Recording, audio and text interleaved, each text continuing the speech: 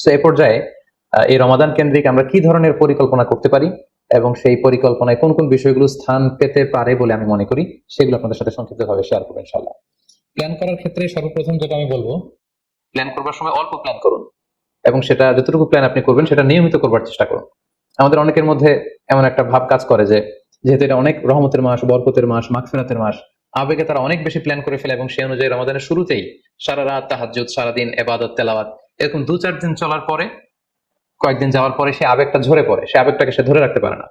কারণ এমন প্ল্যান করা হয়েছিল যেটা রেশনাল ছিল না, যেটা হয়তো যৌক্তিক ছিল না বা বাস্তবসম্মত ছিল না। সো প্ল্যান করার ক্ষেত্রে আমার প্রথম পরামর্শ হচ্ছে অল্প প্ল্যান করুন এবং যতটুকু প্ল্যান করবেন সেটা পুরো রমাদান ব্যাপী, হোল দা মান্থ লং আপনি সেটাকে পালন করবার চেষ্টা করুন।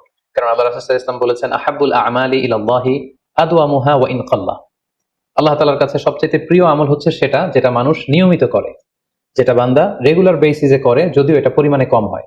সো আপনি পরিমাণে যদি কমও করেন, সেটা যদি পুরো রমাদান মাস ব্যাপী একই ধারাবাহিকতায় আপনি ইবাদত করেন, তেলাওয়াত করেন, তাহাজ্জুদ পড়েন, জিকির আজকার করেন, সাদাকা করেন, দান করেন, এটা যদি একটা ধারাবাহিকতা থাকে, সেই ইবাদতটা আল্লাহ তাআলার কাছে বেশি প্রিয়।